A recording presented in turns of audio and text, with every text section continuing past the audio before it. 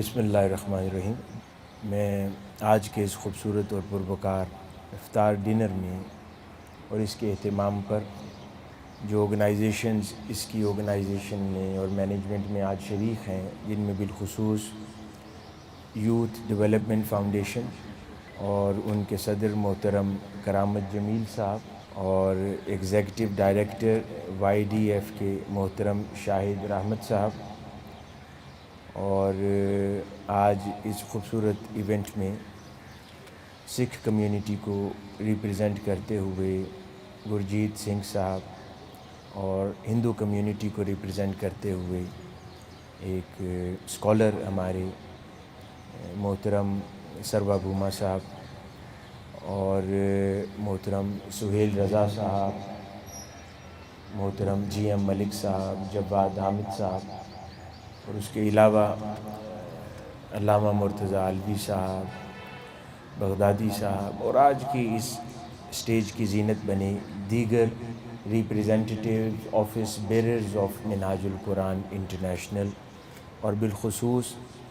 آج کے اس افطار میں شریک interfaith community, global religious community سے تعلق رکھنے والے خواتین و حضرات، جس میں بالخصوص ہماری مسیحی بہنیں بھی ایک بڑی تعداد میں آج تشریف لائی ہیں، یہاں موجود ہیں۔ آپ سب کو خوش آمدید کہتے ہیں اور ویلکم کہتے ہیں۔ جیسا کہ ہم جانتے ہیں کہ آج کے اس افطار کا اہتمام 3 آرگنائزیشنز نے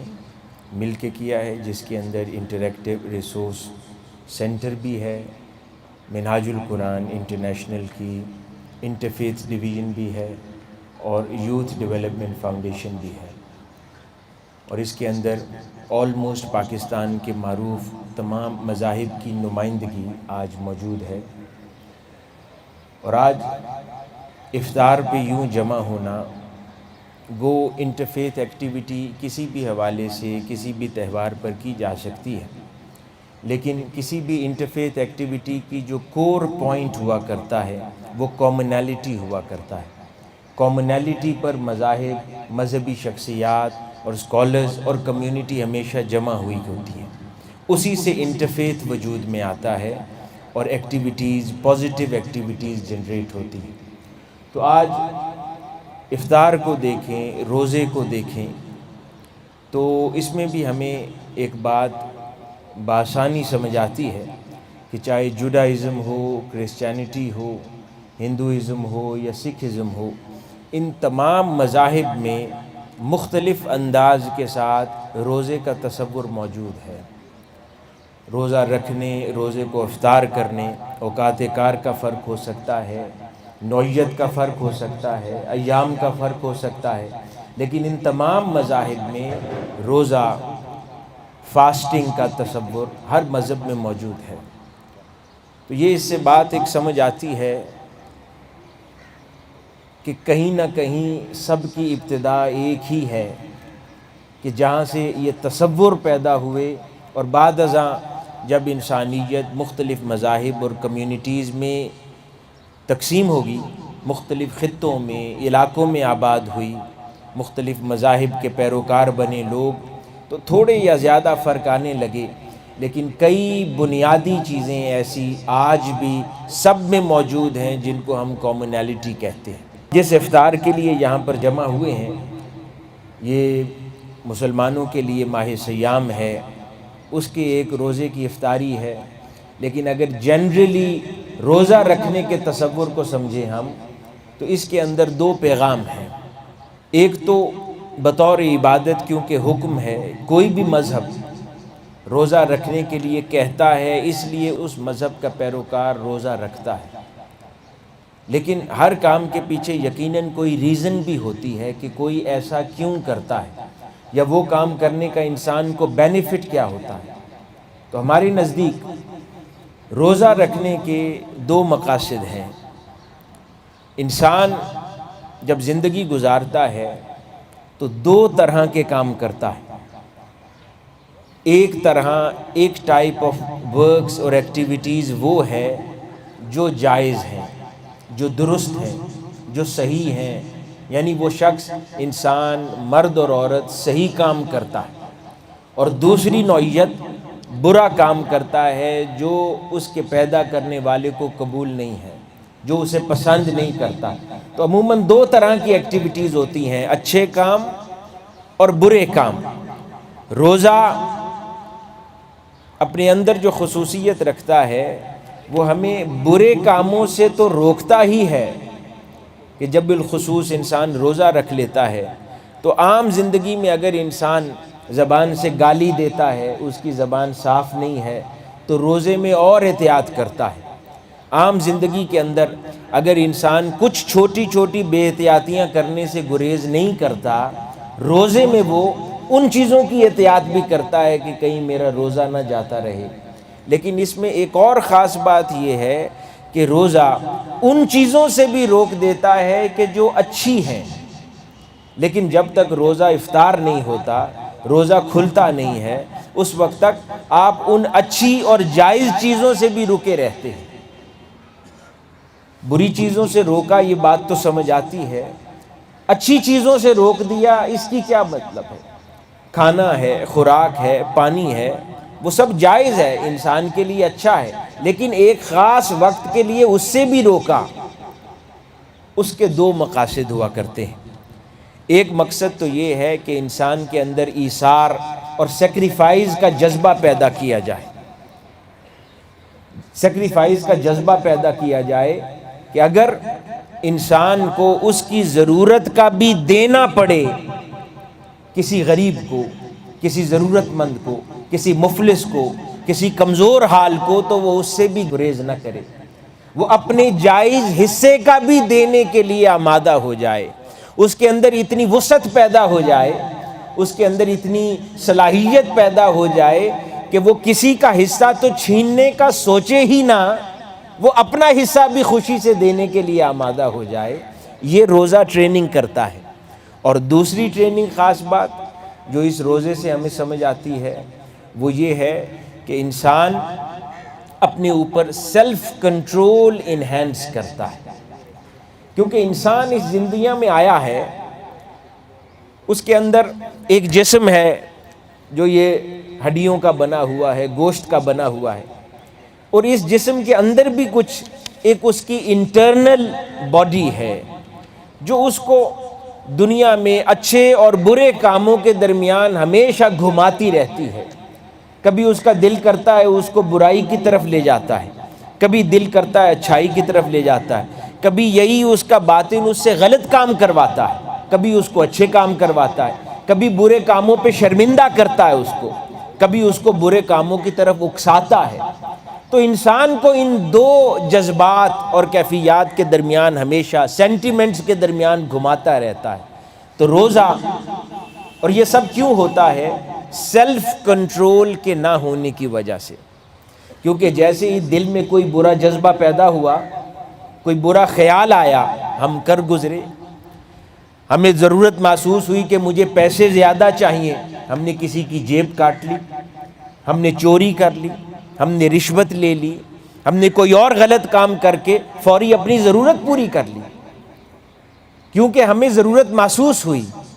ہم نے اپنی ضرورت کو ختم نہیں کیا اس لیے کہ ہمارے پاس پیسے نہیں ہیں ہم اپنی ضرورت کو ہی مار دیں، نہیں، ہم نے کہا ہماری ضرورت ایسے ہی رہے گی، ہم جیسے تیسے بھی اس ضرورت کو چاہے چوری کر کے چاہے رشوت لے کے اپنی ضرورت پوری کریں گے۔ وہ اس لیے کیونکہ سیلف کنٹرول نہیں ہے۔ جب دیکھا کہ حالات نہیں ہے ضرورت پوری کرنے کے، تو ضرورت کو مار دینے کی طاقت نہیں تھی۔ روزہ تیسری چیز ہمیں یہ سکھاتا ہے کہ وہ انسان اپنی ضرورت کو مارنا سیکھ لیتا ہے، اپنی بھوک کو مارنا سیکھنے کی ٹریننگ کرتا ہے کہ جب زندگی میں کوئی مشکل گھڑی آئے، کوئی پریشانی کا وقت آئے، اگر اس کے وسائل اس کام کی اجازت نہ بھی دیں، اس کو روزے کی ٹریننگ ہونی چاہیے کہ وہ سیلف کنٹرول اتنا انہینس کر لے کہ وہ اس وقت تک اپنی وہ ضرورتیں ختم کر دے جب تک ان ضرورتوں کو پورا کرنے کے وسائل مہیا نہیں ہو جاتے۔ تو یہ ٹریننگ ہے، ریلیجس اسپریچول ٹریننگ ہے، روزہ رکھنا، افطار کرنا، اور جو خوبصورت بات ہے کہ وہ صرف اسلام میں نہیں ہے، وہ کرسچینٹی میں بھی روزہ رکھوایا جاتا ہے، وہ جوڈائزم میں بھی روزہ رکھوایا جاتا ہے، وہ ہندوازم میں بھی روزہ رکھوایا جاتا ہے، سکھزم میں بھی روزہ رکھوایا جاتا ہے، بدھزم میں بھی ہے۔ کوئی مذہب روزے سے کانسیپٹ سے خالی نہیں ہے۔ تاکہ اور ہم لوگ جب انٹرفیتھ کا کام کرتے ہیں، اس کی ضرورت کیوں ہے؟ اس کی ضرورت اس لیے ہے کہ آج معاشرہ نفرتوں سے بھرا ہوا ہے، برے جذبات سے بھرا ہوا ہے۔ نفرت کسی سے کرنا بہت آسان ہے، کسی کو دھتکارنا بہت آسان ہے، کسی کو دور سے برا کہنا بہت آسان ہے، کسی پر طنز کرنا بہت آسان ہے، کسی کے مذہب اور کسی کی مذہبی رسومات یا لباس کا مذاق اڑانا بہت آسان ہے، لیکن ان کو اپنانا مشکل ہے، ان کا احترام کرنا مشکل ہے، ان مذاہب کا احترام کرنا مشکل ہے، ان کی رسومات کا احترام کرنا مشکل ہے، ان کے افکار کا احترام کرنا مشکل ہے۔ انسانیت کو فوقیت دے کر باقی ہر شے کو اس کے تابع رکھنا مشکل ہے۔ تو انٹرفیتھ کی ایکٹیویٹیز چاہے منہاج القرآن انٹرنیشنل کر رہا ہو یا دیگر تنظیمات پورے ملک یا پوری دنیا میں کر رہی ہوں، وہ اس کا بنیادی مقصد اس مشکل کام کو آسان کرنا ہے تاکہ لوگ آپس میں ایک دوسرے سے قریب ہوں۔ ہم اکثر لفظ استعمال کرتے ہیں نا کہ ہمیں معاشرے میں برداشت پیدا کرنی ہے۔ میں ہمیشہ کہتا ہوں کہ برداشت حل نہیں ہے یہاں پر مذہبی نفرتوں کا، کیونکہ برداشت میں بذات خود نفرت کی بو ہے۔ کیونکہ آپ تبھی کہتے ہیں نا کہ میں فلاں شخص کو برداشت کر رہا ہوں جب کسی کو پسند نہیں کرتے، بس بامر مجبوری کسی وجہ سے برداشت کر رہا ہوں، تو یہ حل نہیں ہے پرابلمز کا۔ حل احترام اور محبت ہے کہ ہم نے نفرت کو ختم کرنا ہے، احترام انسانیت کے ذریعے انسانیت سے پیار کرنا ہے، ہر کمیونٹی سے پیار کرنا ہے، طبقے سے پیار کرنا ہے، چاہے مذہب ہو، مسلک ہو، ہر شے سے بالا تر ہو کر ان سے پیار کرنا ہے۔ برداشت سلوشن نہیں ہے، احترام سلوشن ہے، محبت سلوشن ہے۔ اس لیے ہم انٹرفیتھ ایکٹیویٹیز پوری دنیا میں کرتے ہیں، اسی مقصد سے آج جمع ہیں اور یہ کرتے رہیں گے انشاءاللہ۔ نفرت پھیلانے والے بہت لوگ ہیں، لیکن اگر بہت بڑی آبادی کے اندر چند ہزار لوگ بھی محبت پھیلانے والے مسلسل اپنی آخری سانس تک کام کرتے رہیں تو وہ خوشبو زندہ رہتی ہے، صحیح پریکٹس زندہ رہتی ہے، اچھے ماڈل زندہ رہتے ہیں۔ ہو سکتا ہے یہ نسل نہیں، اس سے اگلی نسل، وہ نہیں اس سے اگلی نسل، ایک وقت ضرور آئے گا کہ وہ ماڈل پھر مائنورٹی کا ماڈل نہیں رہ جائے گا، میجورٹی محبت اپنا لے گی، میجورٹی محبت کی ماننے والی ہو جائے گی، میجورٹی احترام انسانیت میں بلیو کرنے والی ہو جائے گی، اور میجورٹی اپنے افکار کو سنوار لے گی۔ یہ پیغام ہے، یہی پیغام تحریک منہاج القرآن کا ہے، شیخ الاسلام پروفیسر ڈاکٹر محمد طاہر القادری مدد اللہ العالی کا ہے، ہمارے جملہ فورمز کا ہے، اور میں سمجھتا ہوں کہ ہر امن پسند انسان، اس کا تعلق جس مذہب سے بھی ہو، اس کی یہی خواہش اور یہی پیغام ہے۔ اللہ پاک ہمارا حامی و ناصر ہو، ہمارا یہاں پر جمع ہونا اللہ پاک اس کے اندر سے فائدہ پیدا فرمائے پاکستان کے لیے اور پوری انسانیت کے لیے۔ آخر میں ایک بار پھر تمام آرگنائزرز کو اس خوبصورت ڈنر کے انعقاد پر میں مبارک دیتا ہوں اور دعا کرتا ہوں کہ ایسی خوبصورت ایکٹیویٹیز کا سلسلہ جاری رہے تاکہ امن محبت کا پیغام یوں ہی عام ہوتا رہے۔ والسلام وما علینا الا البلاغ۔